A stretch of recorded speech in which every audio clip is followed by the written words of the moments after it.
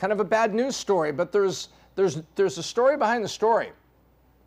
Yeah, and this comes to us by our good friends at WhaleWire.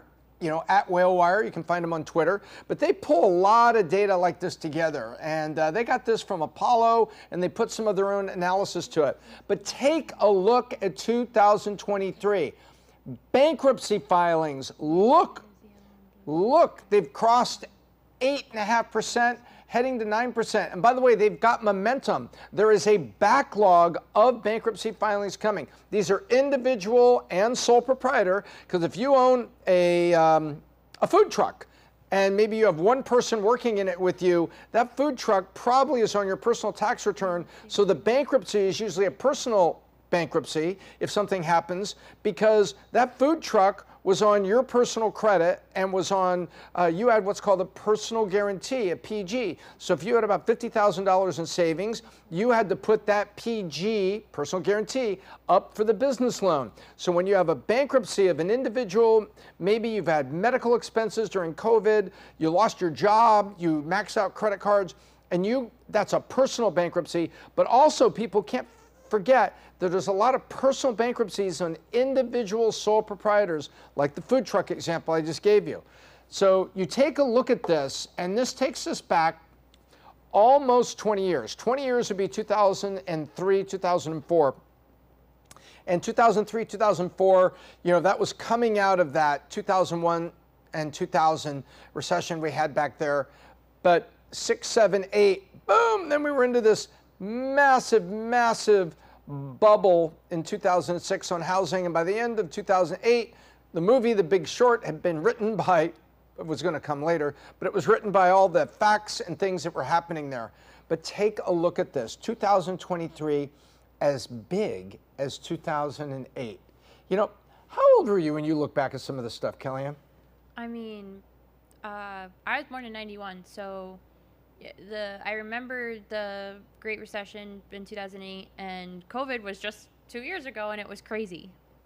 When you see this, what do you think? Somebody your age sees this coming out, you hear conflicting stories in the news, what are you thinking?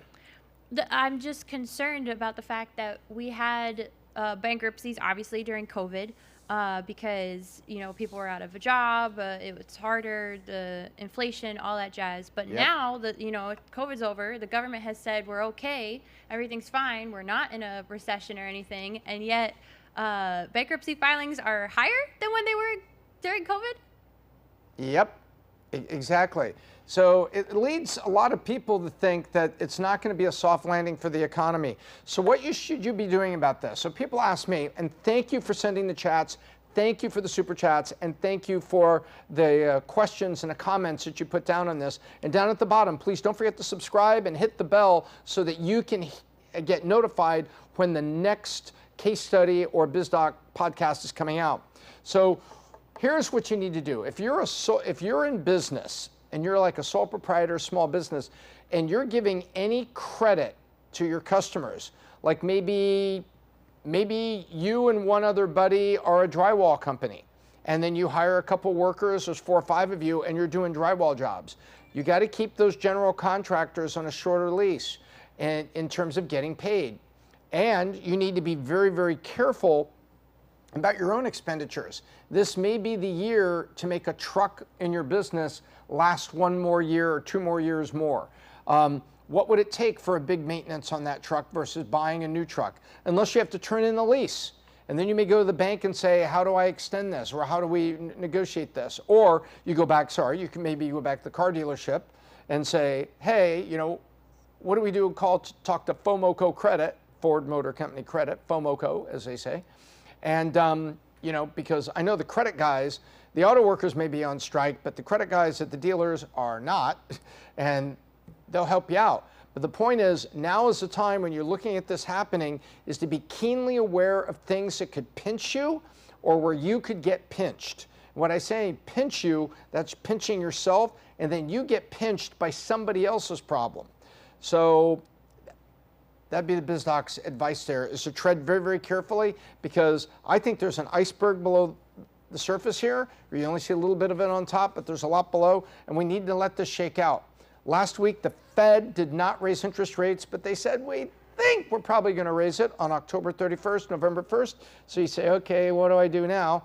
Well, the answer is rates and debt and credit cards and mortgages probably going to go up a little bit. But then they said it's going to stay up higher longer, and don't look for a rate reduction maybe till April of next year.